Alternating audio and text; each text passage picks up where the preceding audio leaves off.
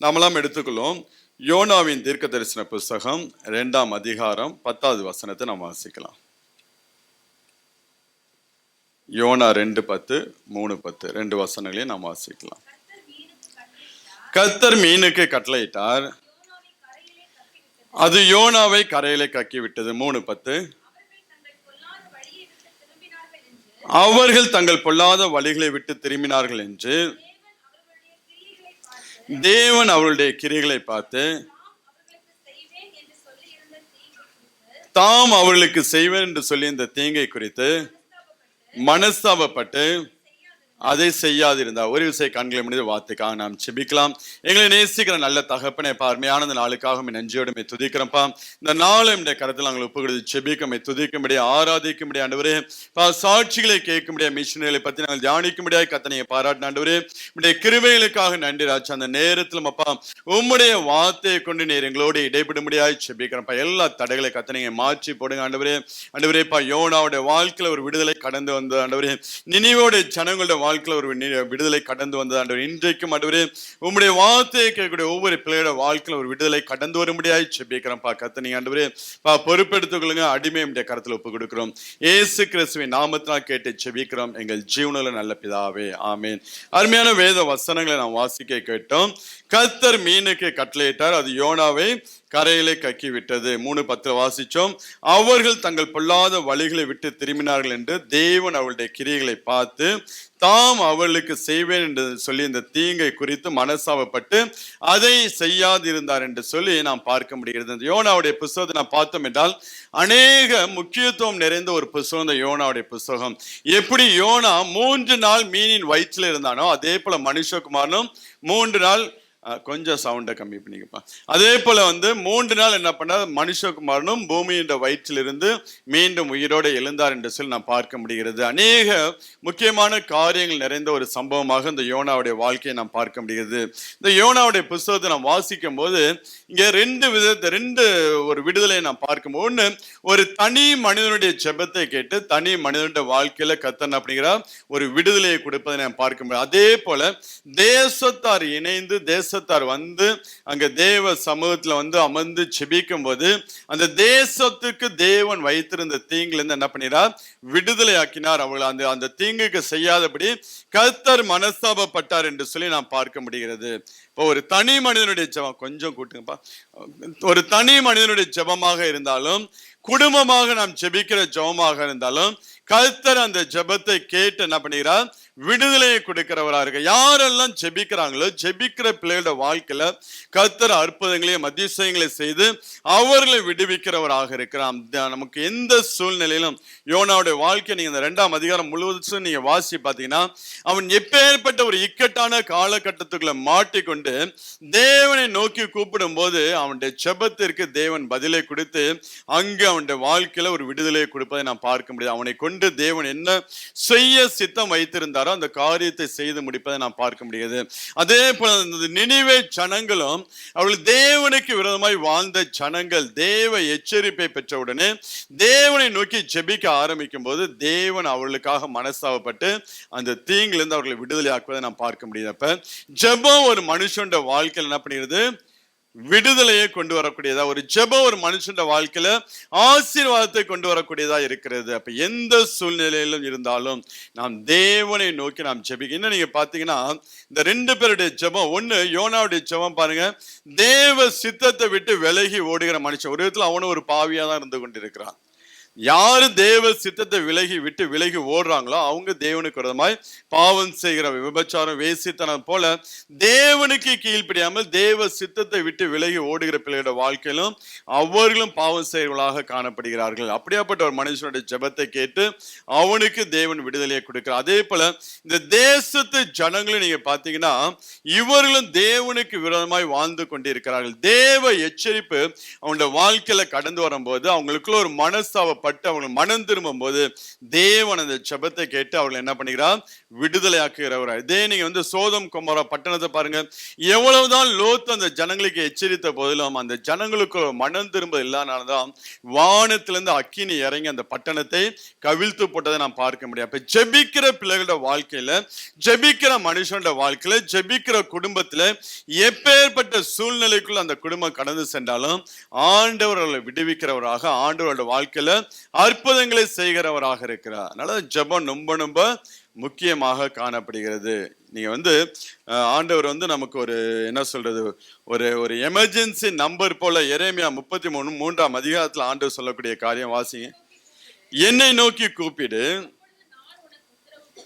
அப்பொழுது நான் உனக்கு உத்தரவு கொடுத்து நீ அறியாததும் உனக்கு எட்டாததுமான பெரிய காரியங்களை உனக்கு அறிவிப்பேன். ஆண்டவர் இந்த எரேமியா 33 நீங்க என்ன பண்ணக்கூடாது, மறந்து விடக்கூடாது. எப்படி இந்த ஆம்புலன்ஸ்லாம் 999 போலீஸ்லாம் ஒரு 999 சொல்லி எழுதி போட்டிருக்கிறாங்களோ, நம்ம ஊர்ல 108 சொல்லி சொல்லுவாங்க. அது 108 என்ன அர்த்தம் தெரியுமா? மத்தேயு 10:8.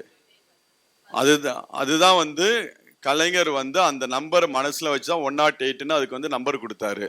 அதே போலதான் தேவன் நமக்கு கொடுத்திருக்கிறது. எரேமியா 33:3 என்னை நோக்கி கூப்பிடு, அப்பொழுது நான் உனக்கு உத்தரவு கொடுத்து நீ அறியாததும் உனக்கு எட்டாததுமான பெரிய காரியங்களை உனக்கு அறிவிப்பேன். எந்த சூழ்நிலையிலிருந்து நாம் செபித்தாலும் தேவன் அந்த செபத்தை கேட்டு நம்மளை ஆசீர்வதிக்கிறவர், நம்மளை விடுதலையாக்கக்கூடியவராக இருக்கிறார். நாம் கூப்பிடுகிற நேரத்துல தேவன் நமக்கு ஒரு சின்ன ஒரு பிரீத் பண்ணக்கூடிய ஒரு டைமை கொடுப்பார். அந்த பிரீத்திங் டைம்ல நம்ம சில காரியங்களை நம்ம ஒழுங்குபடுது, அதுதான் விடுதலை. அதாவது அநேகருடைய வாழ்க்கையில ஏன் இந்த வைத்திருக்கிற ஆண்டவர் வைத்திருக்கிற அந்த பரிபூர்ணமான விடுதலையை பெற்றுக்கொள்ள முடியலன்னா, அவங்களுக்கு ஒரு ஆபத்து வரும்போது, ஒரு பிரச்சனை வரும்போது, அவங்க தேவனை நோக்கி கூப்பிடும் போது அவங்க மூச்சு விடுறதுக்கு ஒரு சின்ன நேரத்தை கொடுப்பாரு. இவங்க உடனே என்ன நினைச்சுவாங்க, ஆண்டவன் வாழ்க்கையில விடுதலையை கொடுத்துட்டான்ட்டு அதோட அந்த ஜபத்தை விட்டுருவாங்க. அப்படி இல்லை. அந்த சின்ன ஒரு பிரீத்திங் டைம் நம்ம கொடுக்கும் போது கொஞ்சம் நம்மளை தேவ சமூகத்துல வச்சு ஆராய்ந்து பார்த்து நம்ம முழுவதுமான ஒரு பரிபூர்ண விடுதலையை பெற்றுக்கொள்ளும்படியாக என்ன பண்ண வேண்டும், நம்மளை தேவ சமூகத்துல வைத்து ஆராய்ந்து பார்ப்பதுக்கு தான் ஆண்டவர் அந்த டைமை கொடுக்கிறார்.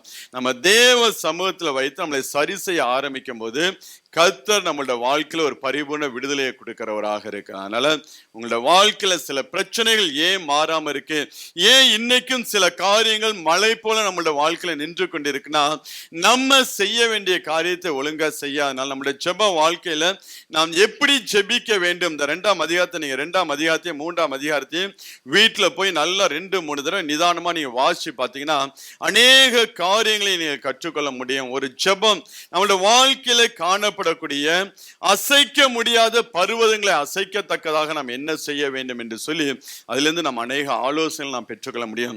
அநேக ஆண்டுகளாம் நம்ம வாழ்க்கையில் ஒரு பிரச்சனை மாறாமலே இருந்து கொண்டிருக்கு. அந்த பிரச்சனையோட நம்ம போராடி கொண்டே இருக்கிறோம். அந்த தடை நம்மளோட வாழ்க்கையை விட்டு மாற மாட்டேங்குது. அந்த வியாதி நம்மளோட வாழ்க்கையை விட்டு மாற மாட்டேங்குது. நம்மளோட வாழ்க்கையில ஒரு ஆசீர்வாதத்தை பார்க்க முடியல, ஒரு ஏற்றத்தை பார்க்க முடியாமல் எப்பொழுதும் நம்மளோட வாழ்க்கையில ஒரு இறக்கத்தையே பார்த்து கொண்டிருந்தோம் என்றால், இந்த காரியத்தை நாம் ரெகுலரா வந்து பண்ணக்கூடிய காரியம் தான் இது. ஒரு ஃபார்முலா போல நம்ம தேவ சமூகத்துல போய் நம்மளுடைய ஜெபத்தை அப்படி மாத்த ஆரம்பிக்கும் போது கர்த்தர் அந்த காரியத்துல என்ன பண்ணுகிறார், விடுதலையை கொடுக்கிறவராக இருக்கிறாங்க. யோனாவுடைய வாழ்க்கை அப்படிதான். யோனாவுடைய சூழ்நிலை நீங்க பாத்தீங்கன்னா 3 நாள் மீனின் வயிற்றுல இருக்கிறான். ஒன்ஸ் மீன் வயிற்றுக்குள்ள போனாலே ஆட்டோமேட்டிக்கா அது என்ன பண்ணும், வயிற்றுல இருக்கக்கூடிய கெமிக்கல் வந்து அந்த உணவை வந்து அதை வந்து டைஜஸ்ட் பண்ணக்கூடிய கெமிக்கல் வந்து அதை ஆக்குபை பண்ணி அந்த உணவெல்லாம் டைஜஸ்ட் பண்ண முடியாதான் செய்யும். ஆனா யோனாவுக்கு 3 நாள் அந்த அந்த அந்த ஃபங்க்ஷன் எதுவுமே இல்லாதபடி மீனின் வயிற்றெல்லாம் ஆண்டவர் என்ன பண்ணாரு, கண்ட்ரோல் பண்ணி வச்சிருந்தாரு. அந்த 3 நாள் அவனுக்கு எந்த ஒரு தீங்கு அணுகாதபடிக்கு கர்த்தர் அவனை பாதுகாத்து 3ஆவது நாள்ல அந்த மீனை கொண்டு வந்து நினிவேல் அவனோட கரையில கக்கி விட்டு போனதை நாம் பார்க்க முடிகிறது. அதான் நாம் வாசித்தோம். கர்த்தர் மீனுக்கு கட்டளையிட்டார், அது யோனாவை கரையிலே கக்கி விட்டது. அப்ப எந்த பிரச்சனையா இருந்தாலும் கர்த்தருடைய கண்ட்ரோல்ல தான் இருந்துகிட்டே இருக்கு. அவரு கண்ட்ரோல்ல தான் எல்லா பிரச்சனை, நம்மளோட வாழ்க்கையில காணப்படக்கூடிய எல்லா பிரச்சனைகள், போராட்டங்கள், வியாதிகள், தடைகள் எல்லாவற்றுக்கும் ஒரே ஒரு ஆயுதம்னா ஜெபந்தான். அந்த ஜெபத்தை செய்ய வேண்டிய விதத்துல நாம் செய்ய ஆரம்பிக்கும் போது அந்த ஜெபம் என்கிற ஆயுதத்தை கரெக்டா எடுத்து நம்ம பயன்படுத்த ஆரம்பிச்சோம் என்றால் நம்மளுடைய வாழ்க்கையில நாம் ஜெயத்தை பெற்றுக்கொள்ள முடியும். அதுதான் யோனாவோட வாழ்க்கையில் நாம் பார்க்க முடியும். நினிவே ஜனங்களுடைய வாழ்க்கையில் நாம் பார்க்க முடியும். இப்ப அவங்க செஞ்ச காரியத்தை நாம் பார்த்தோம் என்றால் நம்மளுடைய வாழ்க்கையிலும் தகர்க்க முடியாத பர்வதம் போல நிற்கக்கூடிய பிரச்சனைகளும் அது தகர்ந்து போகக்கூடியதாய் காணப்படும். நம்ம சோதம் கொமோரா பட்டணத்தை போல அந்த பிரச்சனையில தேவன் நம்மளை சிக்கிக் கொள்ளாதபடிக்கு நினிவே பட்டணத்தார் எப்படி தேவனால் விடுதலையாக்கப்பட்டு ஆசீர்வதிக்கப்பட்டார்களோ அதே போல தேவன் நம்மளுடைய வாழ்க்கையும் ஆசீர்வாதமாக தேவன் மாற்றக்கூடியவர். அப்ப அந்த ஜெபம் நம்ம எல்லாம் ஜெபிக்கிற பிள்ளைங்க தான். யாரும் நீங்க ஜெபிக்காதவங்க நான் சொல்ல, எல்லாரும் நீங்க ஜெபிக்கிறவங்க தான். ஆனா உங்களுடைய ஜெபம் எப்படியாக இருக்கிறது, உங்களுடைய ஜெப ஜீவிதம் எப்படியாக இருக்கிறது, நீங்க ஜெபத்துல எப்படி நீங்க தேவனை அப்ரோச் பண்றீங்கிறதா நாம் கொஞ்சம் ஆராய்ந்து பார்க்க வேண்டும். நாம் செய்ய வேண்டியதை சரியா செய்ய ஆரம்பித்தோம் என்றால், தேவ சமூகத்தில் ஒப்பு கொடுத்து நாம் ஜெபிக்க ஆரம்பித்தோம் என்றால் தேவன் நம்மளுடைய வாழ்க்கையில் இருக்கக்கூடிய பிரச்சனைகள் எல்லாம் கர்த்தர் என்ன பண்ணுவார், மாற்றி போடுகிறவராக இருக்கிறார். யோனாவோட வாழ்க்கையிலும் அப்படியாப்பட்ட காரியத்தை நாம் பார்க்க முடியும். நீங்க வாசிச்சீங்கன்னா முதலாவது என்ன வேண்டும், ஒரு ஜெபம். நம்மளுடைய ஜெபம் தேவ சமூகத்தில் கேட்கப்பட வேண்டும் என்றால் முதலாவது நம்மளுடைய வாழ்க்கையில விசுவாசம் இருக்கணும். விசுவாசம் நம்ம ஜெபிக்கிறத பார்க்கலாம். நம்மளுடைய விசுவாசம் அந்த காரியத்துல எப்படி இருக்கு என்பது அதுதான் மிக மிக முக்கியம். ஆண்டவர் இந்த காரியத்தை எனக்காக செய்து முடிப்பார் என்று சொல்லி ஒரு விசுவாசத்தோடு போய் நாம் என்ன பண்ண வேண்டும், ஜெபிக்கிற பிள்ளைகளாக அநேக கேள்விகளை வைத்து இது எப்படி நடக்கும், இது நடக்குமா நடக்காதா, மாறுமா மாறாதா என்று சொல்லி இருமனம் உள்ளவர்களா என்ன பண்ணக்கூடாது, தேவ சமூகத்துல போய் இருக்கு. இருமனம் உள்ளவர்கள் தேவனிடத்துல எதையுமே பெற்றுக்கொள்ள முடியாது. தன் வழியில் அவன் நிலையற்றவன் என்று சொல்லி வேதம் சொல்லி, இருமனம் உள்ளவர்கள் தன் வழிகளில் அவர்கள் நிலையற்றவர்களாய் காணப்படுகிறார்கள். ஏன்னா நடக்குமோ நடக்காதோ அப்படியெல்லாம் சொல்லி நாம் தேவ சமூகத்துல போய் நிற்கவே கூடாது. ஆண்டவரை இந்த காரியம் உம்மால முடியும், நீ செய்ய நினைத்த காரியம் தடைபடாது என்று சொல்லி அந்த விசுவாசத்தோடு நாம் தேவ சமூகத்துல போய் உட்கார்ந்து ஜெபிக்க ஆரம்பிக்கும் போது கர்த்தர் அந்த ஜெபத்தை கேட்டு அதை ஆசீர்வதிக்கிறவராக, அந்த பர்வதங்கள் அந்த மலை போன்ற தடைகளை ஆண்டவர் என்ன பண்ணுகிறார், உடைத்து போடுகிறவராக இருக்கிறார். நம்முடைய சரீரத்துல எப்பேற்பட்ட வியாதிகளா இருக்கட்டும், நம்முடைய வாழ்க்கையில முன்னேற முடியாதபடி என்ன பிரச்சனைகள் இருந்தாலும் ஆண்டவரால் அதை மாற்றி போட முடியுங்க. இப்ப நம்மளுடைய ஜெபம் விசுவாசத்தோட தேவ சமூகத்தை கடந்து போகிறதா இருக்க வேண்டும். விசுவாசம் இல்லாம போய் நீங்க என்னத்தான் ஜெபம் பண்ணாலும் ஒன்னும் நல்லா பண்ணாது. நம்ம திருப்தி ஆயிக்கலாம், மணிக்கணக்கா உட்காந்து ஜெபம் பண்ணு சொல்லி நம்ம திருப்தி ஆயிக்கலாம். ஆனா நாம் ஜெபத்தை விட்டு எந்திரிக்கும் போது நம்ம என்ன மனநிலைமையில எந்திரிக்கிறவங்க தான் முக்கியம். ஒரு ஜெபத்தை முடிச்சுட்டு நம்ம எந்திரிக்கும் போது என்ன மனநிலைமையில எந்திரிக்கிறோமோ அதுதான் நம்மளுடைய விசுவாசம். எப்படி எந்திரிக்கிறீங்க, மணிக்கணக்கா ஜெபம் பண்ணிட்டு எப்படி எந்திரிக்கிறீங்க? எந்திரிக்கும் போது ஒரு எரிச்சலோட எந்திரிக்கிறீங்களா? ஒரு பிரச்சனைக்காண்டி ஜெபம் பண்ணுவோம், எந்திரிக்கும் போது எப்படி எந்திரிப்போம், அந்த பிரச்சனையை நம்ம இன்னும் சுமந்துக்கிட்டு தான் எந்திரிப்போம். நம்ம தேவ சமூகத்துல வச்சிட்டோம், ஆண்டவர் அதை பார்த்து. அண்ணாளுடைய ஜெபத்துல நீங்க பாத்தீங்கன்னா அவன் நல்லா ஜெபம் பண்ணதுக்கு அப்புறம் அதுக்கப்புறம் அவன் அளவில்லை, அவளுடைய முகம் துக்கமாய் இருந்ததில்லை என்று சொல்லி நாம் வாசிக்க முடியும். ஏன்னா அந்த அளவுக்கு அவள் விசுவாசத்தோட தேவ சமூகத்துல ஜெபிக்கிறவளாய் காணப்பட்டாள். விசுவாசத்தை அறிக்கை பண்ணி அவள் ஜெபிக்கிறவளாய் காணப்பட்டாள். அதனால்தான் அங்கே ஆண்டவர் அண்ணாளை ஆசீர்வதித்து நாம் பார்க்க முடியும். இங்க அந்த நினிவே ஜனத்தார் நீங்க பாத்தீங்கன்னா 3ஆம் அதிகாரம் 5வது வசனத்தை வாசிங்களேன். அப்பொழுது நினிவேல உள்ள ஜனங்கள் தேவனை விசுவாசித்து போதும். அங்க யோனா அந்த நகரத்துல யோனா எழுந்து கர்த்தருடைய வார்த்தையின்படி நினிவேக்கு போனான். நினிவேல யோனா நகரத்தில் பிரவேசித்து ஒரு நாள் பிரயாணம் பண்ணி இன்னும் 40 நாள் உண்டு, அப்பொழுது நினிவே கவிழ்க்கப்பட்டு போம் என்று சொல்லி சொன்னான். இந்த வார்த்தையை கேட்ட உடனே அந்த நினைவில் இருக்கிற ஜனங்கள் தேவனை விசுவாசித்து, அதாவது தேவ சமூகத்துல போய் செபிக்கும் போது தேவ சமூகத்துல போய் மனம் திருமணம் என்றால் கண்டிப்பா தேவன் இந்த பிரச்சனையிலிருந்து நம்மளை விடுதலை ஆக்குவார். இந்த தீங்கு நம்மளோட வாழ்க்கையில வராதபடிக்கு கர்த்தர் நம்மளை விடுவிப்பார். வாச சங்கீதத்துல பிரதர் சொல்லும் போது கர்த்தர் தீங்கு நாளில் அவனை விடுவிப்பா. விசுவாசத்தோட அவன் ஜெபிக்கும் போது தீங்கு நாளில கர்த்தர் என்ன பண்ணுகிறார், அவனை விடுவிக்கிறவராக இருக்கிறார். அந்த நினிவே ஜனங்கள் அவங்களுக்குள்ள நல்ல ஒரு விசுவாசம் காணப்பட்டுச்சு. இந்த நம்ம வாழ்க்கையில பாவங்கள் தேவ கோபாக்கு நம்மளோட வாழ்க்கையில எழும்பி இருந்த போதிலும் நம்ம விசுவாசத்தோட போய் தேவ சமூகத்துல ஜெபித்தோம் என்றால் கண்டிப்பாக தேவன் நம்மளோட வாழ்க்கையில விடுதலையை கொடுப்பார் என்று சொல்லி அவங்களுக்குள்ள ஒரு விசுவாசம் காணப்பட்டுச்சு. அதனாலதான் அங்க கர்த்தர் அந்த தீங்கை குறித்து மனசாவப்பட்டு அதை செய்யாதிருந்தா. இதுதான் நீங்க யோனாவோட வாழ்க்கையில் நீங்க பார்க்க முடியும். 2ஆம் அதிகாரம் 7வது வசனத்தை வாசிங்களேன். என் ஆத்துமா என்னில் தொய்ந்து போகையில் கர்த்தரை நினைத்தேன், அப்பொழுது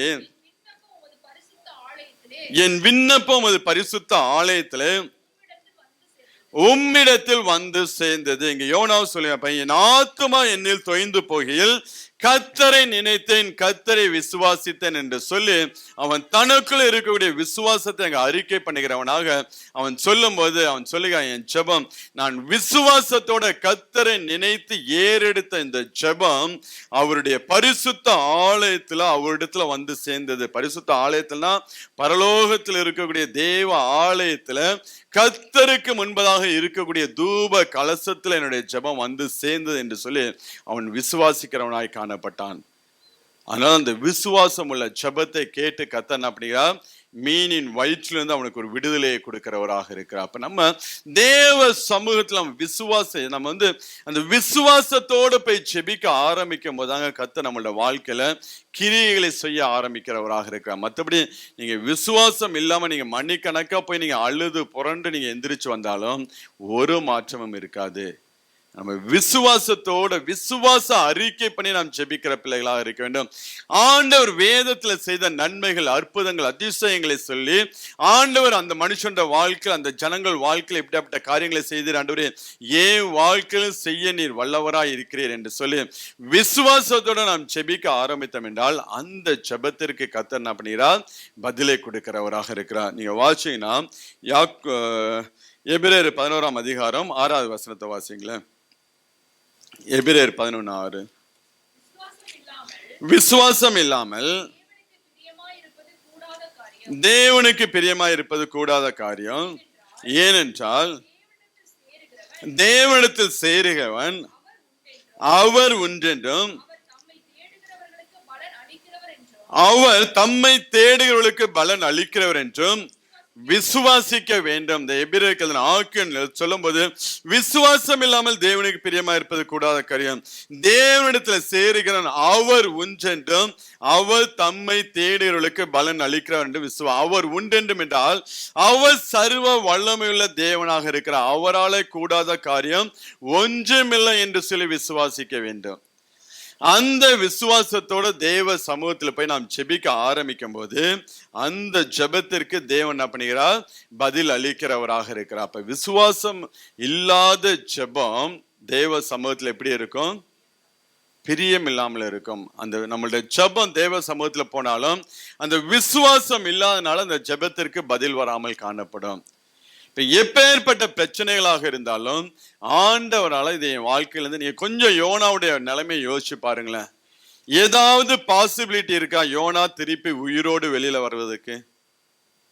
ஏதாவது பாசிபிலிட்டி இருக்கா? அவன் ஒப்பு கொடுத்துறான், ஆண்டவரே தேவனுக்கு விரோதமாய் நான் 1ஆம் அதிகாரத்தை நீங்க வாசிங்கன்னா நான் தேவனுக்கு விரோதமாய் பாவம் செஞ்சு தேவ சந்நிதியை விட்டு ஓடுற மனுஷன், என்ன தூக்கி நீங்க கடல்ல போடுங்க, உங்க பிரச்சனை எல்லாம் சால்வ் ஆயிரும் அப்படிங்கிறான். அப்ப ஆண்டவருக்கு விரோதமாய் பாவம் செய்த நிமித்தம் போதும், இதோட நீங்க எலியா போல அவன் வார்த்தை சொல்லல, ஆண்டவரே என் ஜீவனை எடுத்துக்கொள்ளும் என்று சொல்லி வார்த்தைகளை அறிக்கை பண்ணல. ஆனா அவனோட அறிக்கை, என்ன தூக்கி கடல்ல போடுங்க, உங்க பிரச்சனை மாறிடும்.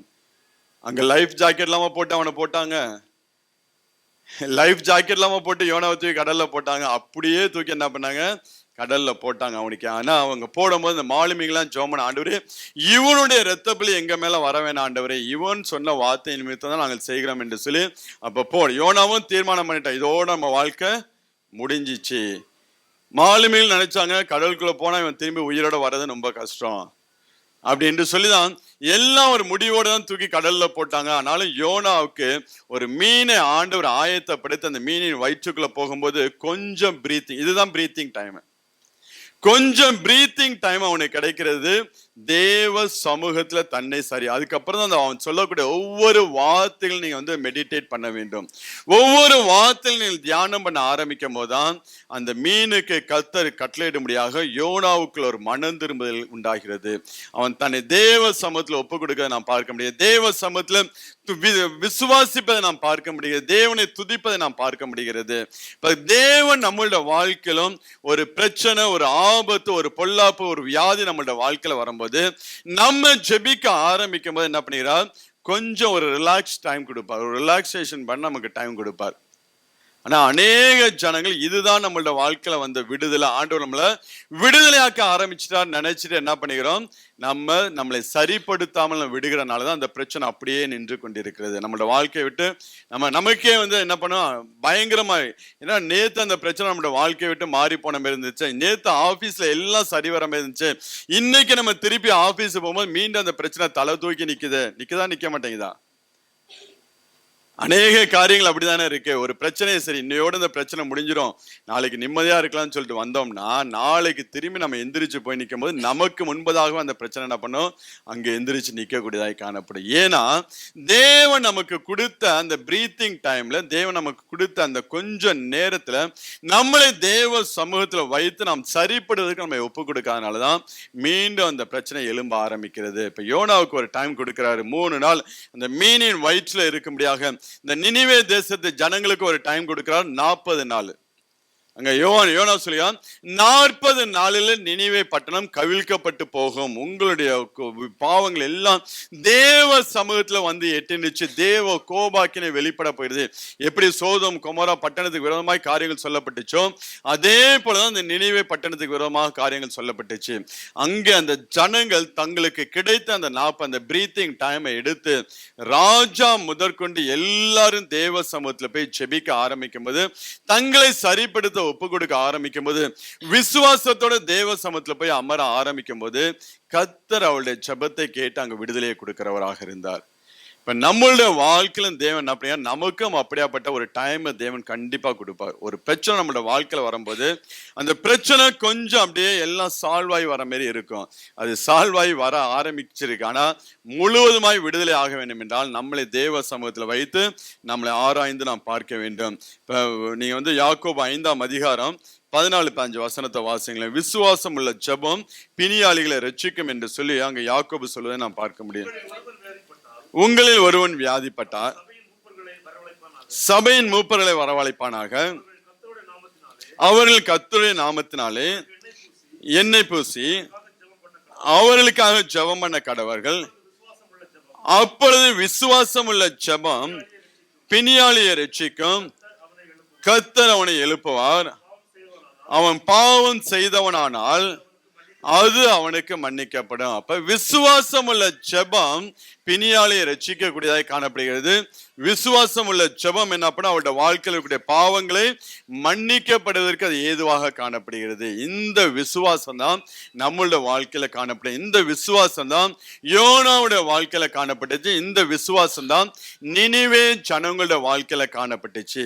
அந்த விசுவாசத்தோடு அவர்கள் ஜெபத்தை ஏறெடுக்கும் போது அவர்களுடைய வாழ்க்கையில கர்த்தர் என்ன பண்ணுகிறார், விடுதலையை கொடுக்கிறவராக இருக்கிறார். அப்ப நாம் விசுவாசத்தோடு தேவ சமூகத்துல போய் நாம் ஜெபிக்கிற பிள்ளைகளாக இருக்க வேண்டும். நம்மளுடைய ஜெபம் கேட்கப்படும். நம்முடைய வாழ்க்கையில் இருக்கக்கூடிய பெரிய பருவதங்கள், பிரச்சனைகள் மாற வேண்டும் என்றால், நாம் ஆசீர்வதிக்கப்பட வேண்டும் என்றால், நம்மளுடைய வாழ்க்கையில் உள்ள ஜெபம் விசுவாசத்தோடு நாம் செய்கிற பிள்ளைகளாக இருக்க வேண்டும். ரெண்டாவது, நீங்க அந்த ஜனங்கள் நீங்க பாத்தீங்கன்னா உபவாசிக்கிற பிள்ளைகளாக அவர்கள் காணப்படுகிறார்கள். ஒண்ணு, ஒரு பிரச்சனைக்கு நம்ம கொஞ்ச நாளாய் ஜெபம் பண்ணிக்கிட்டு இருக்கோம், அந்த பிரச்சனை மாறவில்லை, அந்த பிரச்சனை அப்படியே இருக்கு. ஒரு நாள் அந்த பிரச்சனை மாறுற மாதிரி இருக்கு, அடுத்த நாள் அந்த பிரச்சனை வருகிறது, அது வந்து போகிறதாய் காணப்படுகிறது. பிரச்சனை நிரந்தரமாய் நம்மளுடைய வாழ்க்கையை விட்டு மாறவில்லை என்றால், அடுத்தது நம்மளுடைய ஜெபத்துல கொஞ்சம் என்ன பண்ண வேண்டும், உபவாசத்தை நாம் கூட்ட வேண்டும். ஏன்னா கொஞ்ச நாள் போராடி பார்த்தோம், இதுக்கு இன்னும் கொஞ்சம் ஸ்ட்ராங்கா தேவ சமூகத்துல போய் நிக்கிறது நமக்கு அவசியமாய் காணப்படி. அப்ப உபவாசத்தோட, அதான் அந்த ஜனங்கள் நீங்க பாருங்க, முதலாவது உங்களுக்குள்ள விசுவாசம் வருது, அடுத்தது அந்த யோனா அந்த நினிவே ஜனங்கள் என்ன பண்ணுகிறார்கள், உபவாசம் செய்கிறவர்களாக இருக்கிறார்கள். வாசிங்க நீங்க 3ஆம் அதிகாரத்துல 5 முதல் 7 வரை வாசலாம். அப்பொழுது நினிவேல் உள்ள ஜனங்கள் தேவனை விசுவாசித்து உபவாசம் செய்யும்படி கூறினார்கள். பெரியோர் முதல் சிறியோர் மட்டும் ரெட்டெடுத்து கொண்டார்கள். இந்த செய்தி நினிவேயின் ராஜாவுக்கு எட்டின போது அவன் தன் சிங்காசனத்தை விட்டு எழுந்து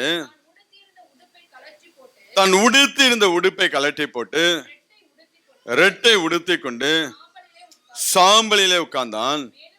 மேலும் ராஜா தானும் தன் பிரதானிகளும் நிர்ணயம் பண்ணின கட்டளையாக நினிவே எங்கிலும் மனுஷரும் மிருகங்களும் மாடுகளும் ஆடுகளும் ஒன்றும் ருசி பாராது இருக்கும், மேயாமலும் தண்ணீர் குடியாமலும் இருக்கும்படியாக அங்க ராஜா என்ன பண்ணுகிறான், ஒரு கட்டளையை போடுகிறான். யாரும் சாப்பிடக்கூடாது. தேவ சமூகத்திலிருந்து நமக்கு ஆசீர்வாதம் கடந்து வர வரைக்கும், தேவ கோபாக்கியம் நம்முடைய வாழ்க்கையை விட்டு மாறுகிற வரைக்கும் நம்ம யாரும் என்ன பண்ணக்கூடாது, புசிக்கவும் கூடாது, குடிக்கவும் கூடாது. ரெட்டுடுத்தி தேவ சமூகத்தில் நம்மளை தாழ்த்த வேண்டும் என்று சொல்லி அவள் ஒரு தீர்மானத்தை எடுத்து அங்க புசியாமலும் குடியாமலும் தேவ சமூகத்துல போய் என்ன பண்ணுகிறார்கள், ரெட்டுடுத்தி கொண்டு தங்களை தாழ்த்த ஆரம்பிக்கிறார்கள்.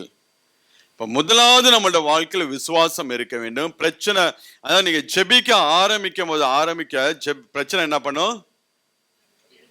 இன்னும் பெருசாகும். எரியிற திரிதான் என்ன பண்ணும், நல்லா கொழுந்து விட்டு. அதே போலதான் நம்ம ஜெபிக்க ஆரம்பிச்சோம்னா பிரச்சனை அதிகமாக ஆரம்பிக்கும். ஏன்னா பிசாசு நமக்குள்ள வரக்கூடிய விசுவாசத்தை பார்த்து இவன் ஆசீர்வதிக்க கூடாது என்று சொல்லி மேலும் மேலும் அவன் பிரச்சனையை கொண்டு வருகிறான் இருப்பான். ஆனால் நம்ம அந்த விசுவாசத்தோடு தொடர்ந்து போராட ஆரம்பிக்கும் போது கர்த்தர் பெரிய அற்புதங்களை செய்கிறவராக இருக்கிறார்.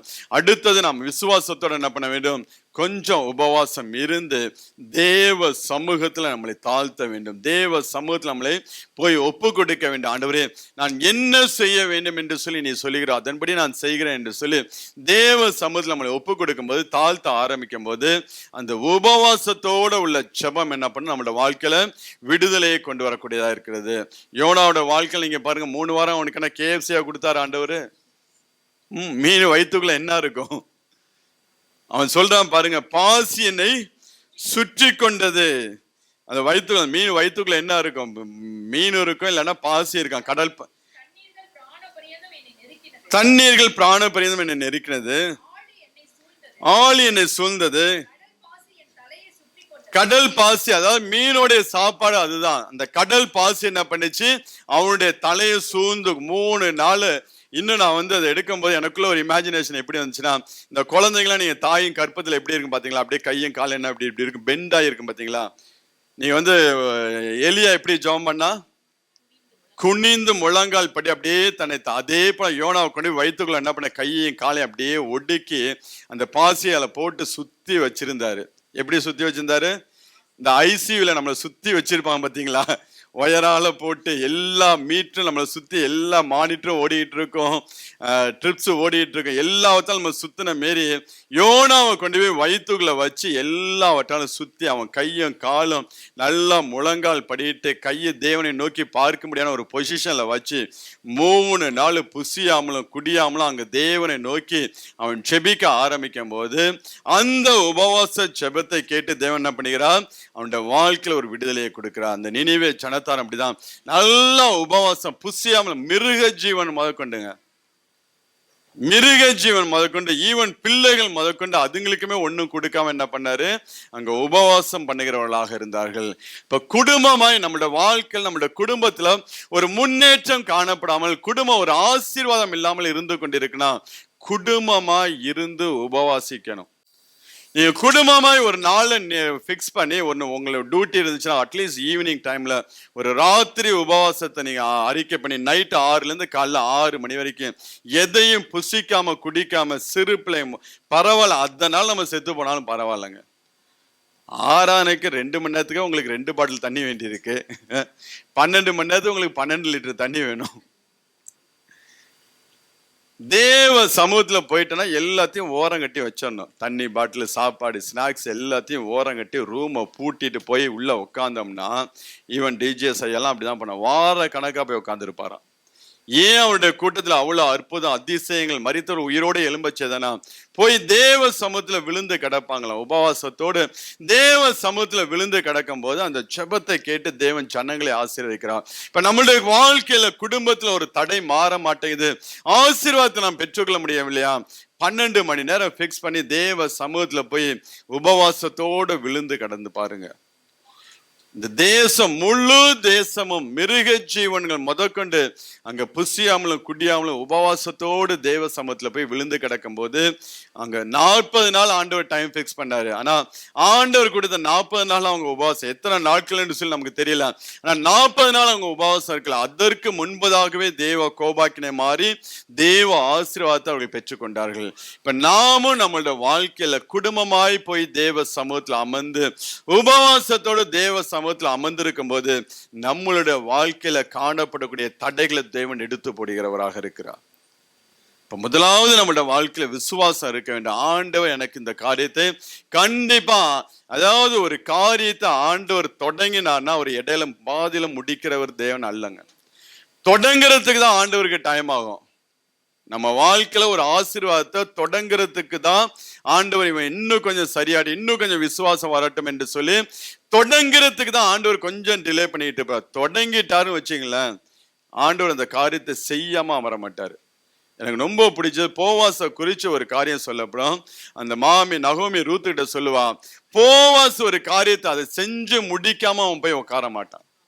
அதே போலதாங்க ஆண்டவர் ஒரு காரியத்தை நம்மளோட வாழ்க்கையில தொடங்கிட்டார்னா ஆண்டவர் அதை முடிக்காம நம்மளோட வாழ்க்கையில அந்த ஆசீர்வாதத்தை அனுபவிக்காம இடையிலே நிறுத்துகிற தேவன் அல்லவே அல்ல. தொடங்கினார்னா அதை நிறைவேற்றுகிறவராக இருக்கிறார். ஆரம்பம் அற்பமா இருக்கு, ஆனா முடிவு சம்பூர்ணமா இருக்கும். அப்படியாப்பட்ட ஒரு பரிபூர்ண ஆண்டுக்குள்ளதான் தேவன் நம்மளை இந்த ஆண்டு நடத்த ஒரு சித்தம் உள்ளவராக இருக்கிறார். பரிபூர்ண ஆசீர்வாதத்தை நம்மளோட வாழ்க்கையில தேவன் எதையெல்லாம் நம்மளோட வாழ்க்கையில நம்ப பண்ணினாரோ, எந்தெந்த வசனத்தெல்லாம் நம்மளோட வாழ்க்கையில நம்ப பண்ணினாரோ அந்த வசனத்தை நிறைவேற்றக்கூடிய ஆண்டாக அந்த ஆண்டு காணப்படுகிறது.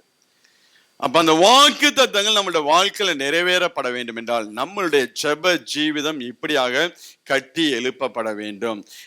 விசுவாசத்தோட உபவாசத்தோட நாம் தேவ சமூகத்துல போய் உட்கார்ந்து நாம் ஜெபிக்க ஆரம்பிக்கும் போது கர்த்தர் தொடங்கின காரியத்தை அவர் முடித்து தீர்வாருங்க.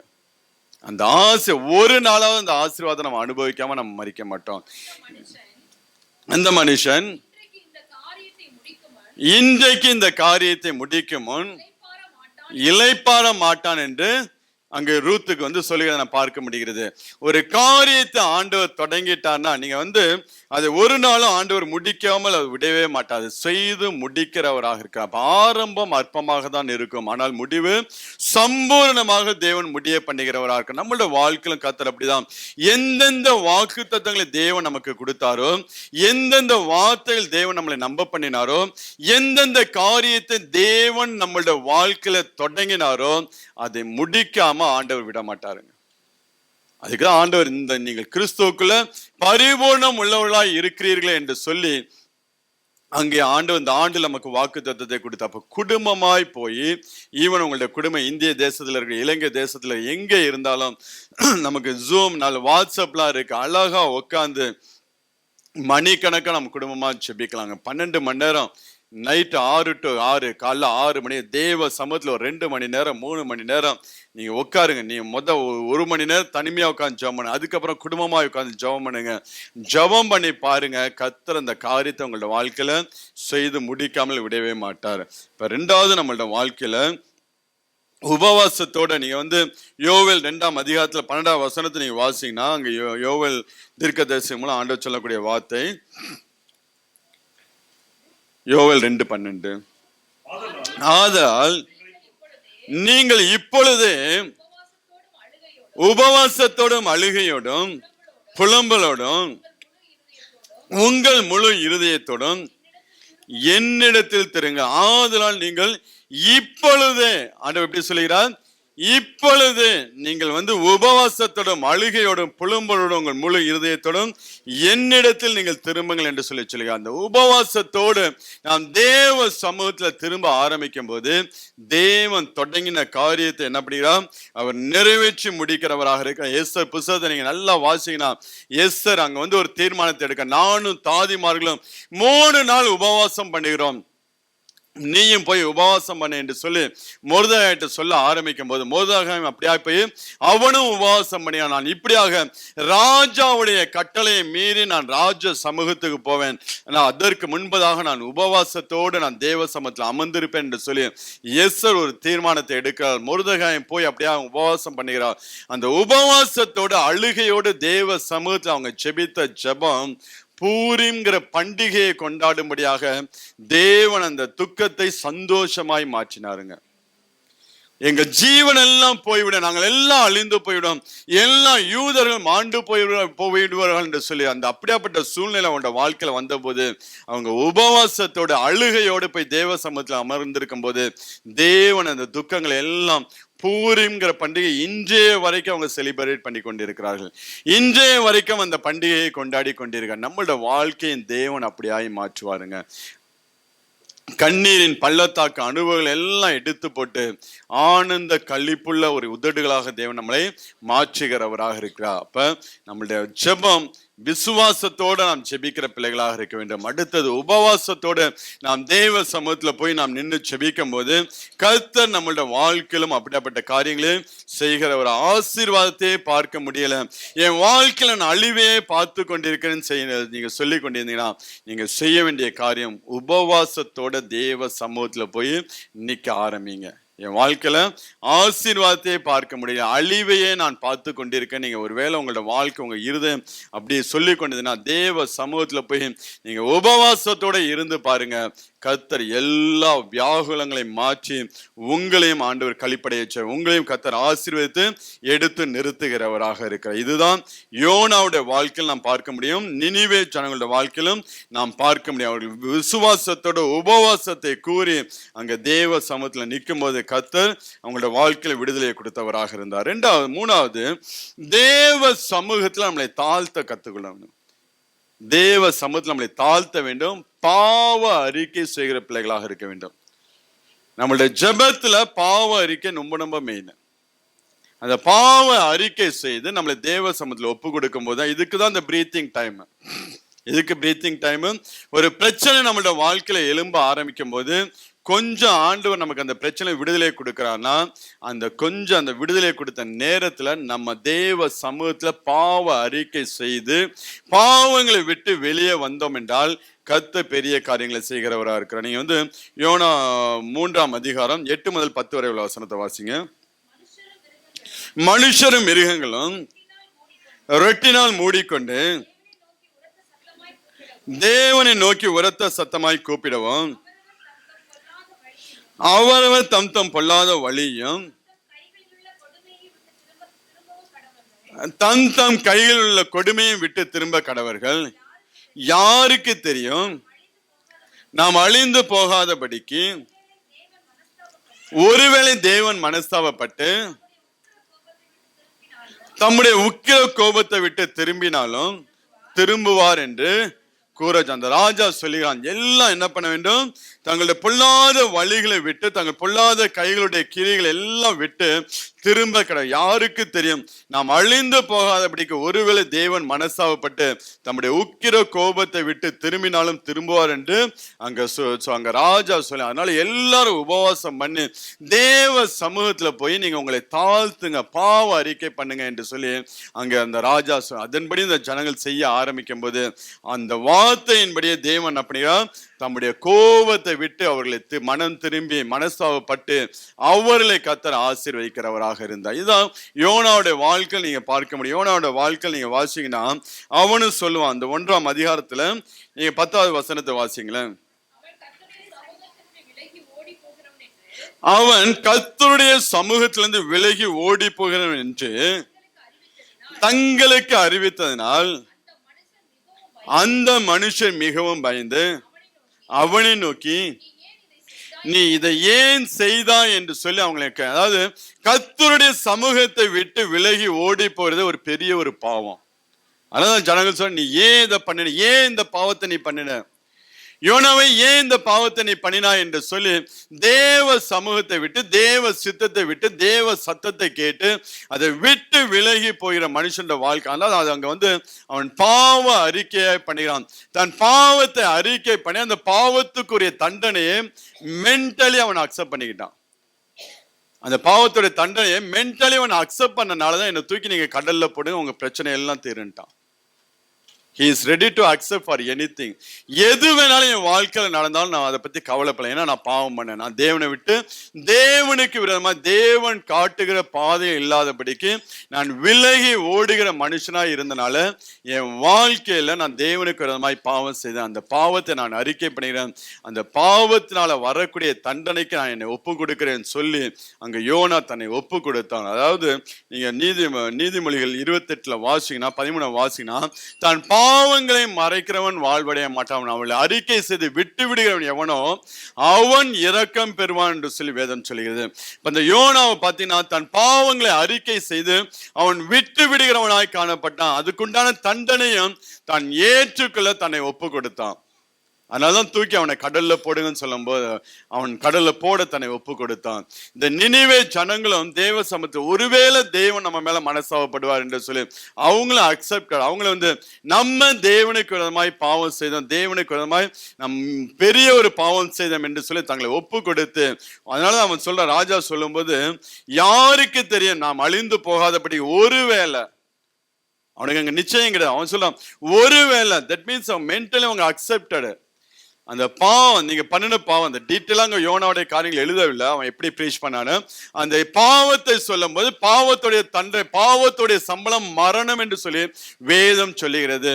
அந்த மரணத்துக்கு தங்களை ஒப்பு கொடுத்தார்கள். ஆத்மாவில் வரக்கூடிய மரணம், சரீரத்தில் வரக்கூடிய மரணம், ரெண்டுக்கு அந்த நினைவே ஜனங்கள் ஒப்பு கொடுத்து, ஆனாலும் அவங்க விசுவாசத்தோடு உபவாசத்தோடு தேவ சமூகத்தை தாழ்த்த ஆரம்பிக்கும் போது ஒருவேளை தேவன் நம்ம மேல மனம் இறங்குவார் என்று சொல்லி அங்கே தேவனை நோக்கி ஜெபிக்கும் போது அந்த ஜெபத்திற்கு அவங்க ஆண்டவர் என்ன பண்ணார், பதிலை கொடுத்தார். ஆனா இன்னைக்கு ஆண்டவருடைய கிருபையினால நம்மளுடைய பாவங்களுக்கு நமக்கு வர இருக்கக்கூடிய எல்லா தண்டனைகளையும் ஆண்டவராய் இயேசு கிறிஸ்து அந்த சிலுவையில ஏற்றுக்கொண்டாருங்க. நம் நிமித்தம் வந்த நிந்தனைகள் எல்லாவற்றையும் என்ன பண்ணாரு, ஆண்டவர் அந்த கல்வாரி சிலுவையில சுமந்து கொண்டார். அவரை நோக்கி நாம் பார்க்க ஆரம்பிக்கும் போது, அவருடைய சமூகத்தில் நாம் மனம் திரும்ப ஆரம்பித்தோம் என்றால், கர்த்தர் எப்பேற்பட்ட கோபாக்கினையாக இருந்தாலும் எல்லாவற்றையும் விட்டு ஆண்டவர் என்ன பண்ணுகிறார், வெளியே வருகிறவராக வந்து நம்மளை ஆசீர்வதிக்கிறவர், நம்மளை எடுத்து நிறுத்துகிறவராக இருக்கிறார். நீங்க நெகேமியா புஸ்தகத்துல இருக்கட்டும், நீங்க அங்க போய் வாசிங்கன்னா, நெகேமியா தன்னுடைய பாவங்கள், தன் ஜனத்தாருடைய பாவங்கள் எல்லாம் அவன் அறிக்கை பண்ணி ஜெபிக்கிறவனாக காணப்பட்டான். இதுதான் ஆண்டவராகிய இயேசு கிறிஸ்து ஜெபத்தை குறித்து ஜனங்களுக்கு கத்துக் கொடுக்கும் போது மத்தேயு 6ஆம் அதிகாரத்துல 12ஆம் வசனத்துல ஆண்டவர் அங்க சொல்லக்கூடிய காரியம் வாசிங்க, 6:12.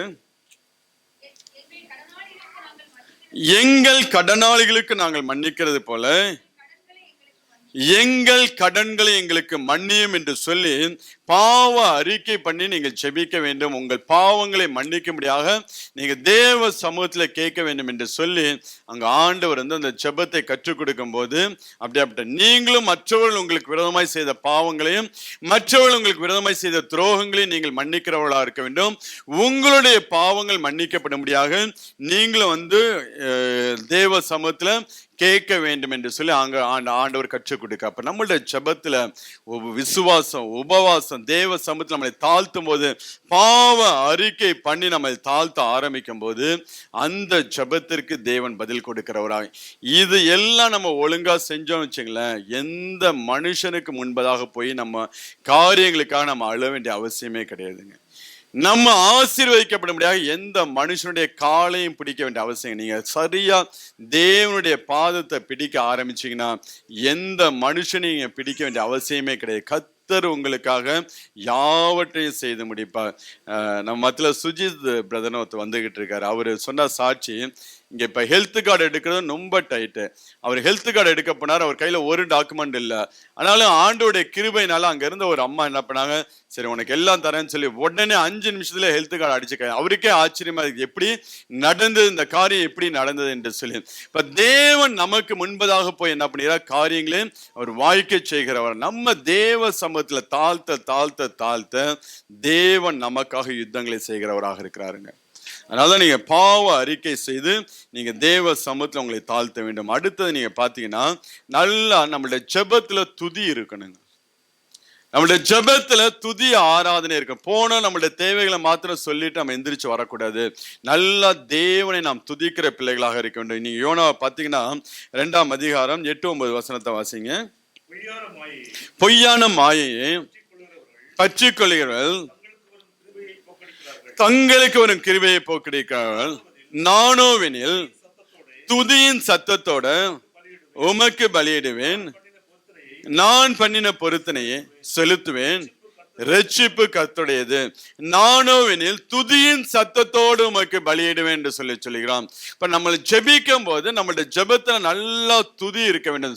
தேவனை ஸ்தோத்தரிக்கிற பிள்ளைகளாக, தேவனை மகிமைப்படுத்துகிற பிள்ளைகளாக, தேவன் செய்த அற்புதங்கள் அதிசயங்களை சொல்லி அவருடைய நாமத்தை நாம் பிரஸ்தாபப்படுத்துகிற பிள்ளைகளாக இருக்க வேண்டும். ஆண்டவரே, இப்படியாப்பட்ட காரியங்களை நீங்க செஞ்சிருக்கீங்க. செங்கலால 2ஆய் பிளந்த தேவன், நீங்க எரிகோ மதில்களை உடைத்த தேவன், ஏன் வாழ்க்கையிலும் அப்படியாப்பட்ட தடை எடுத்து போட நீ வல்லவராய் இருக்கிறேன் என்று சொல்லி அந்த துதியோடு நாம் ஜெபிக்க ஆரம்பித்தோம் என்றால் நம்மளுடைய ஜெபத்திற்கு தேவன் பதில் கொடுக்கிறவராக இருக்கிறார். யோனா பாருங்க, அப்படி கட்டப்பட்ட நிலைமையில் இருந்தாலும் எல்லாம் அவனுடைய சூழ்நிலைகள் எல்லாம் அவனுக்கு விரோதமாய் காணப்பட்டால் கூட அங்க துதியோட தேவனை, அவன் துதியின் சத்தத்தோட உமக்கு பலியிடுவேன் என்று சொல்லி அங்க நல்ல தேவனை துதிக்கிறவனாக இருந்தான். இதான் அப்போஸ்தலன் பவுல் சொல்லும் போது பிலிப்பியர் 4ஆம் அதிகாரத்துல 6-7 வசனத்தை நாம் வாசித்தோம் என்றால், நீங்க ஸ்தோத்திரத்தோட கூடிய உங்கள் விண்ணப்பங்களை தேவனுக்கு தெரியப்படுத்துங்கள் என்று சொல்லி வாசிங்க.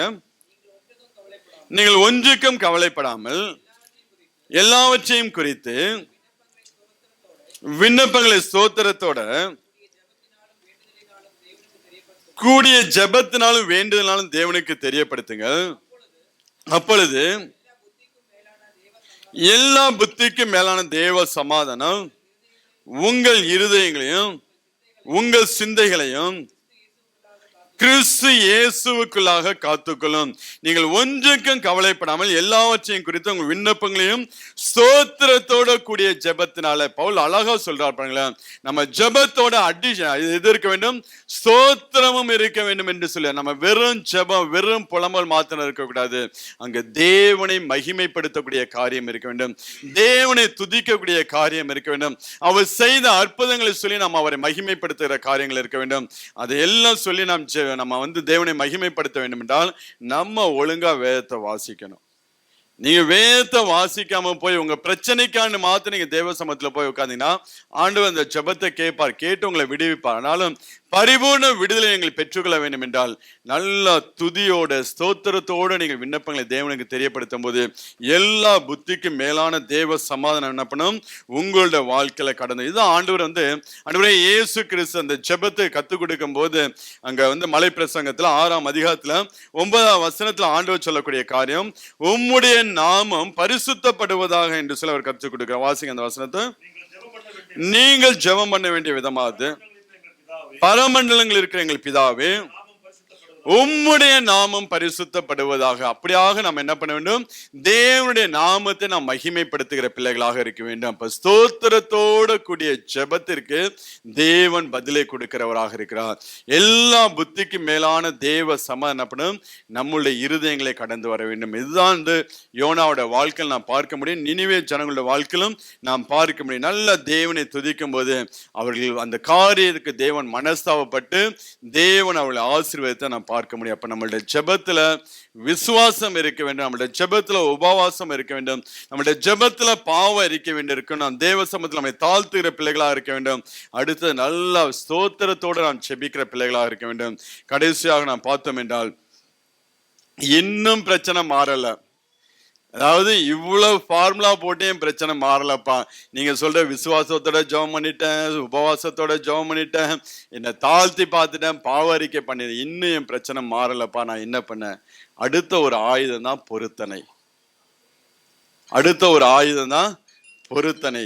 இங்க யோனா சொல்லுவான், நீ 8ஆவது வசனத்தை வாசிக்க 2:8. நானோவெனில் 9 துதியின் சத்தத்தோட உமக்கு பலியிடுவேன், நான் பண்ணின பொருத்தனை செலுத்துவேன். ரட்சிப்பு கர்த்தருடையது. பொருத்தனையோடு நாம் ஒரு ஜெபத்தை ஏறெடுக்கும் போது ஏன் பொருத்தனை செய்யணும்? நம்ம பண்ணக்கூடிய பொருத்தனை ஆண்டவருக்கு அந்த பொருத்தனைனாலதான் ஆண்டவர் நம்மளை ஆசீர்வதி. ஆனா நம்ம பொருத்தனை பண்ணும்போது இந்த காரியம் கர்த்தரால் நடந்தது என்று சொல்லி நம்மளால சாட்சி சொல்ல முடியுங்க. அதுக்குதான் பொருத்தனை. அப்பொழுது அந்த மனுஷர் கர்த்தருக்கு மிகவும் பயந்து கர்த்தருக்கு பலியிட்டு பொருத்தனைகளை பண்ணினார்கள். அங்க அந்த மாலுமிகள் பொருத்தனை பண்ணுவார்கள். அந்த பொருத்தனையோடு நாம் ஏறெடுக்கக்கூடிய ஜெபத்திற்கு தேவன் என்ன பண்ணுகிறார்? பதிலே. ஏன்னா நம்ம சாட்சி சொல்ல முடியும். நம்ம பொருத்தனையோடு ஒரு காரியத்தை நம்ம செய்தோம் என்றால் நம்ம பண்ணின பொருத்தனை நிமித்தம் ஆண்டவர் ஆசீர்வாதம் இல்ல, ஆண்டவர் மாத்திரம் தான் அந்த காரியத்திலே வாழ்க்கையில் ஆசீர்வாதத்தை கொடுத்தார் என்று சொல்லி நம்மளால ஆண்டவருடைய நாமத்தை மகிமைப்படுத்த முடியும். ஆண்டவர் நாமத்துக்கு மகிமையான ஒரு சாட்சியாக இருக்க முடியும். அதுக்கு தான் நாம் பொருத்தனை செலுத்த வேண்டும். அன்னால் ஒரு பொருத்தனையோடு தேவ சமூகத்தில் ஏறெடுக்க ஜெபத்தை எத்தனையோ வருஷம் ஜெபம் பண்ணி பார்த்துறா. கடைசியா அவ கையில இருந்த ஒரே ஒரு ஆயுதம் பொருத்தனையின் ஜெபம்.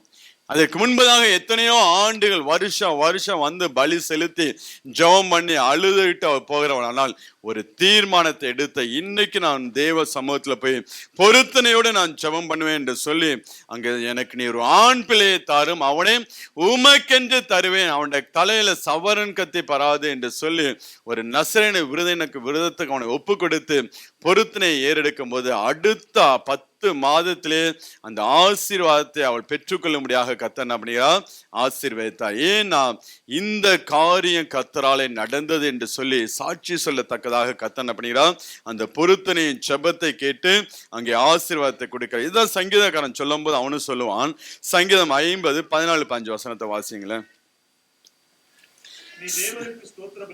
நீ தேவனுக்கு ஸ்தோத்திர பலியிட்டு உன்னதமானவருக்கு உன் பொருத்தனைகளை செலுத்தி ஆபத்து காலத்தில் என்னை நோக்கி கூப்பிடு, நான் உன்னை விடுவிப்பேன், நீ என்னை மகிமைப்படுத்துவாய். இங்கே நீ தேவனுக்கு ஸ்தோத்திர பலியிட்டு உன்னதமானவருக்கு உன் பொருத்தனையை செலுத்தி. ஆசாபின் சங்கீதம். ஆசாப் சொல்லக்கூடிய காரியம், நீ ஆபத்து காலத்துல என்ன நோக்கி கூப்பிடு, நான் எடுப்பேன், நீ என்னை மகிமைப்படுத்துவாய். ஏன்னா இந்த ஆபத்திலிருந்து தேவன் தான் என்னை விடுவித்தார், தேவன் தான் என்னை பாதுகாத்தார் என்று சொல்லி நீங்க சாட்சி சொல்லும்படியாக தான் கர்த்தர் அந்த பொருத்தனையின் ஜெபத்தை கேட்டு அங்க என்ன பண்ணுகிறார்? நீ தேவனுக்கு ஸ்தோத்திர பலியிட்டு அங்க அந்த ஸ்தோத்திரம் அவனும் சொல்றான் பாருங்களேன். நீ துதியோட விண்ணப்பத்தோட ஸ்தோத்திரத்தோட கூடிய விண்ணப்பம் என்று சொல்லி பவுல் சொல்வது போல இங்கேயும் ஆசாப் சொல்லக்கூடிய நீ தேவனுக்கு ஸ்தோத்திர பலியிட்ட உன்னதமானவருக்கு உன் பொருத்தனையை செலுத்து என்று சொல்லி அவன் சொல்வதை நாம் பார்க்கிறது. இப்ப தேவ சமூகத்துல நம்ம போய் அப்படியே ஒப்பு கொடுக்கும் போது பொருத்தனையோடு ஜெபத்தை ஏறெடுக்கும் போது அந்த ஜெபத்திற்கு தேவன் பதிலை கூட. இன்னும் சங்கீதம் 56:12 நீங்க வாசிங்க. தேவனே நான் உமக்கு பண்ணின பொருத்தனைகள் என் மேல் இருக்கிறது, உமக்கு ஸ்தோத்திரங்களை செலுத்துவேன். நான் உமக்கு பண்ணின பொருத்தனை என் மேல் இருக்கிறது. பொருத்தனை பண்ணுகிறது மாத்திரம் கிடையாது, அந்த பொருத்தனை நாம் செய்கிற பிள்ளைகளாக, அதாவது வாழ்க்கையில தீர்மானம் எடுக்கிறது பெரிய காரியம் கிடையாது, எடுத்த தீர்மானத்தின்படி வாழ்கிற பிள்ளைகளாக இருக்க வேண்டும். ஒவ்வொரு வருஷமும் நாம் தீர்மானம் எடுக்கிறோம். ஒவ்வொரு வருஷத்தின் முதல் வருஷ ஆராதனை, புது வருஷம் ஆராதனை நாம் தீர்மானம் எடுக்கிறோம். நம்முடைய வாழ்க்கை அந்த ஆண்டு முழுவதும் எடுத்த தீர்மானத்தின்படி இருக்கிறதா, நாம் செய்த பொருத்தனையின்படி நாம் வாழ்கிறோமா, அது ரொம்ப ரொம்ப முக்கியம். எடுத்த தீர்மானத்தின்படி செய்த பொருத்தனையின்படி நாம் வாழ ஆரம்பிக்கும் போது கர்த்தர் நம்மளுடைய வாழ்க்கையில பெரிய காரியங்களை செய்கிறார். பரிபூர்ண ஆசீர்வாதத்தை தேவன் நம்மளுடைய வாழ்க்கையில என்ன பண்ணுகிறார்? ஆசீர்வதிக்கிறவராக இருக்கிறார். அதனால நம்மளுடைய ஜெபம் இப்படியாப்பட்ட ஒரு ஃபார்மட்டுக்குள்ள வரணுங்க. நம்மளுடைய ஜெபம் இப்படி மாறும் போது கொஞ்சம் லைட்டா மோதி பார்க்கணும், முடியல அடுத்த ஆயுதத்தை எடுக்கணும். உபவாசங்கிற அடுத்த ஆயுதத்தை எடுத்து நம்ம தேவ சமூகத்துல தாழ்த்தணும். அந்த ஆயுதத்துக்கு நம்ம பிரச்சனை மாறலையா, அடுத்த ஆயுதம் பொருத்தனை எடுத்த பொருத்தனையின்படி வாழும்படியாக எடுத்த தீர்மானத்தின்படி வாழ ஆரம்பிக்கும் போது இந்த ஜெபத்தை கேட்டு ஆண்டவரால சும்மாவே இருக்க முடியாதுங்க. எப்பேற்பட்ட பருவதங்களாக இருந்தாலும், எப்பேற்பட்ட பிரச்சனை உங்களோட வாழ்க்கையில இருந்தாலும், எல்லாவற்றையும் ஆண்டவர் தொடச்சு தூரப்பட்டு போயிட்டே இருப்பாரு. அந்த பிரச்சனை இருந்ததுக்கு உண்டான ஒரு அடையாளம் கூட இல்லாதபடிக்கு கர்த்தர் என்ன பண்ணுவார், அந்த காரியத்தில் அற்புதத்தை செய்வார். இது யோனாவுடைய வாழ்க்கையில நடந்ததை நான் பார்க்க முடியும். நினிவே ஜனங்களுடைய வாழ்க்கையில் நடந்ததை நான் பார்க்க முடியும். அந்த ஜனங்கள் இப்படியாப்பட்ட ஒரு ஜெபத்தை செய்யாமல் இருந்திருந்தாங்களாம், சோதோம் கொமோரா பட்டணத்தை போல நினிவே பட்டணமும் மாறி இருக்கும். எப்படி அது அக்கினிக்கு இரையாக்கப்பட்டுச்சோ அதே போலதான் நினிவே பட்டணமும் அக்கினிக்கு இரையாக்கப்பட்டிருக்கும். ஆனால் இந்த ஜனங்களுக்குள்ள ஒரு மனம் திரும்பு, இந்த ஜனங்களுக்குள்ள ஒரு விசுவாசம், இந்த ஜனங்களுக்குள்ள ஒரு தாழ்மை, தேவ சமூகத்துல பாவ அறிக்கை செய்து அந்த பாவங்களை விட்டு வாழ ஆரம்பிக்கும் போது, தேசமாய் குடும்பமாய் அவங்க தேவ சமூகத்துல விழுந்து கிடக்க ஆரம்பிக்கும் போது, அந்த ஜெபத்தை கேட்டு கர்த்தரால் என்ன பண்ண முடியவில்லை, தன்னுடைய கோபத்தை அங்க வெளிக்காட்ட முடியவில்லை. அவர்கள் ஏறெடுத்த பொருத்தனைகள் எல்லாம் தேவன் கேட்டு, இந்த ஜனத்தை நான் அழிக்க மாட்டேன், இவரை நான் ஆசீர்வதித்து பெருகவே பெருக பண்ணுவேன் என்று சொல்லி கர்த்தர் அந்த நினிவே பட்டணத்தையும் யோனாவையும் ஆசீர்வதிச்சாங்க. இன்னைக்கு இந்த தேவன் நம்மளையும் அப்படியே ஆசீர்வதிக்க முடியாக தான் விரும்புகிறார். அந்த ஆசீர்வாதத்தை குறித்து தான் தேவன் நீங்கள் கிறிஸ்துவுக்குள்ள பரிபூர்ணம் உள்ளவர்களாய் இருக்கிறீர்கள் என்று சொல்லி வாக்குத்தத்தமும் தேவன் நமக்கு கொடுத்திருக்கிறார். இந்த வாக்குத்தத்தத்தின்படி நாம் ஆசீர்வதிக்கப்பட வேண்டும் என்றால் நம்மளுடைய ஜெப ஜீவிதத்துல ஒரு மாற்றம் இருக்க வேண்டும். நம்மளுடைய ஜெப ஜீவிதத்துல ஒவ்வொரு காரியமா செஞ்சு பார்க்கணும். பிரச்சனை நாளாகுது, பெருசாகுதுன்னா கடைசியா எல்லாத்தையும் மிக்சியில போட்டு ஒரு அடிச்சு என்ன பண்ணோம், தேவ சமூகத்துல ஒரு நாளை பிக்ஸ் பண்ண, ஆண்டவரே இன்னைக்கு நாங்க குடும்பமா சமூகத்துல எங்களை தாழ்த்த போகிறோம். எந்த காரியங்கள் எல்லா அந்தரங்க பாவங்கள் எல்லாவற்றையும் பாவ அறிக்கை செய்து இதையெல்லாம் நான் விட்டுவிட எனக்கு கிருபையை தாங்க, பலனை தாங்க. யோனா தான் சொல்றான் பாத்தீங்களா, எல்லாம் விருதா, எல்லாம் கிருபையை போக்கடிக்கிறவர்களா நானோ வென்றால் உம்மை துதிப்பேன். அந்த கிருபையை பற்றி கொண்டு உம்மை நான் துதிப்பேன். நான் பொய்யான மாயை பற்றி கொள்கிறேன், தங்களுக்கும் வெறும் கிருபையை போக்கடிக்கிறார்கள். நானோ வினில் துதியின் சத்தத்தோட தேவன் நமக்கு பாராட்டக்கூடிய அந்த கிருபையை பெற்றுக்கொண்டு தேவ சமூகத்துல போய் உட்கார்ந்து நாம் ஜெபிக்க ஆரம்பித்தோம் என்றால் அந்த ஜெபத்திற்கு தேவன் கண்டிப்பா பதில் தருவாருங்க. நீங்க மனுஷர்களுக்கு முன்பதாக நிற்பதை காட்டிலும் தேவனுக்கு முன்பதாக நீங்க உங்களை இப்படி தாழ்த்தி பாருங்க. தேவ சமூகத்துல உங்களை இப்படி தாழ்த்தி பார்த்தீங்கன்னா கர்த்தர் உங்களோட வாழ்க்கையில பெரிய காரியங்களை செய்வார். எண்ண முடியாத அற்புதங்கள் அதிசயங்கள் அது மாத்திரம் இல்ல, தேவன் உங்க வாழ்க்கையில் தொடங்கின காரியத்தை நிறைவேற்றி முடிப்பார்.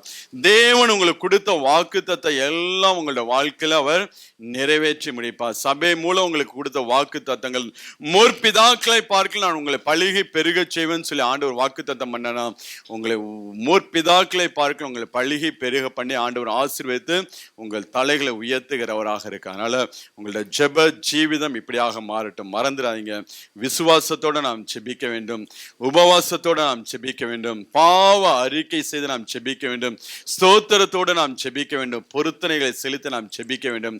அப்படி நாம் செபிக்க ஆரம்பிக்கும் போது கர்த்தர் நம்மளோட வாழ்க்கையில பெரிய காரியங்களை செய்கிறவராக இருக்கிறார். ஒரு விஷயம் நம்ம எல்லாம் எழுந்து செபித்து நம்மளை ஒப்புக் கொடுக்கலாமா?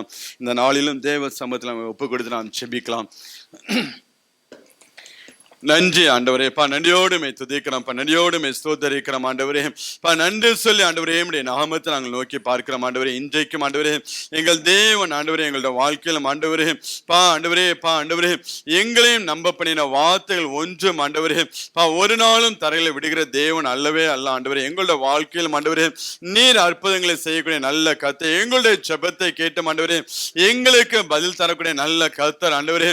இன்றைக்கும் ஆவியான எங்கள் தேவன் ஆண்டவரே உம்முடைய ஆலோசனையின்படி ஆண்டவரே எங்கள் ஜெப ஜீவிதம் மாற ஆண்டவரே எங்களை உம்முடைய கரத்தில் ஒப்பு கொடுக்கிறோம் என்று சொல்லி ஒரு விஷயம் எல்லாம் தேவ சமூகத்தில் ஒப்பு கொடுக்கலாமா?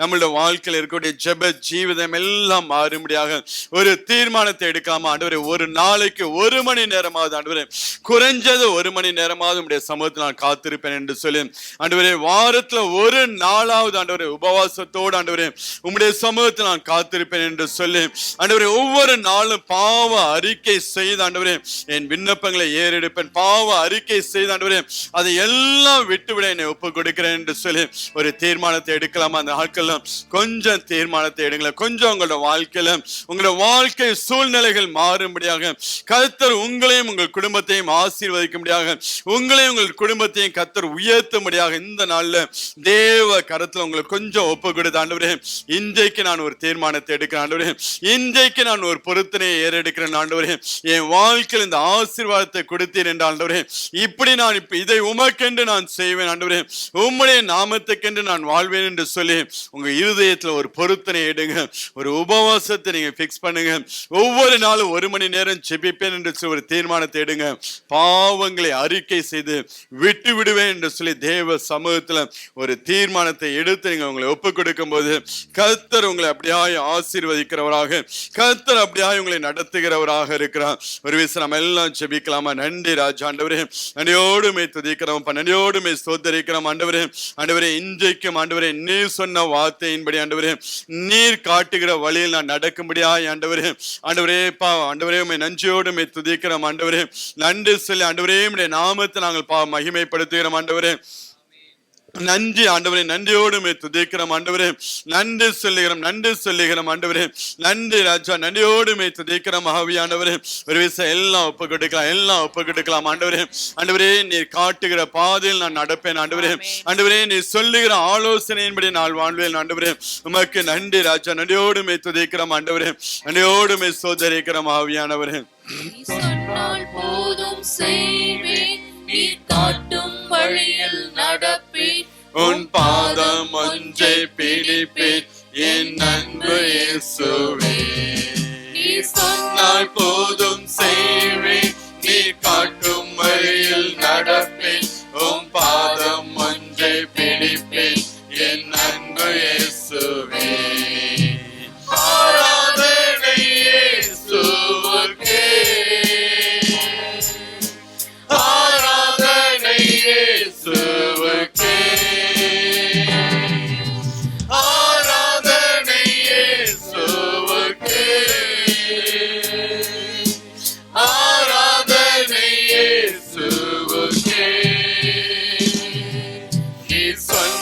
போதும் செய்வேன், நீ காட்டும் வழியில் நடப்பேன், உன் பாதம் ஒன்றை பிடிப்பேன் என் அன்பு இயேசுவே. நீ சொன்னால் போதும் செய்வேன், நீ காட்டும் வழியில் நடப்பேன், உன் பாதம் ஒன்றை பிடிப்பேன் என் அன்பு இயேசுவே. கடலின் மீது நடந்திட்டவும் அற்புத பாதங்கள் எனக்கு முன்னே செல்வதால் எனக்கில்ல கவலை. காற்றையும் கடலையும் அதட்டினவும் அற்புத வார்த்தைகள் எங்கள் துணையாய் நிற்பதால் எனக்கேது கவலை. ஆராதனை இயேசுவுக்கே, ஆராதனை இயேசுவுக்கே, ஆராதனை இயேசுவுக்கே, ஆராதனை இயேசுவுக்கே. நீ சொன்னால் போதும் செய்வேன், நீ காட்டும் வழியில் நடப்பேன், உன் பாதம் ஒன்றை பிடிப்பேன் என் அன்பு இயேசுவே. நீ சொன்னால் போதும் செய்வேன், நீ காட்டும் வழியில் நடப்பேன், உன் பாதம் ஒன்றை பிடிப்பேன் என் அன்பு இயேசுவே. பாதையெல்லாம் அந்த வாரம் சூழ்ந்து கொண்டாலும் பாதை காட்ட நேசருண்டு பயமே இல்லை. பார்வம் சேனை தொடர்ந்து வந்து சூழ்ந்து கொண்டாலும் பாதுகாக்க கர்த்தருண்டு பயமே இல்லை. ஆராதனை இயேசுவுக்கே, ஆராதனை இயேசுவுக்கே, ஆராதனை இயேசுவுக்கே, ஆராதனை இயேசுவுக்கே. நீ சொன்னால் போதும் செய்வேன், நீ காட்டும் வழியில் நடப்பேன், உன் பாதம் ஒன்றை பிடிப்பேன் என் அன்பு இயேசுவே. இயேசுவே.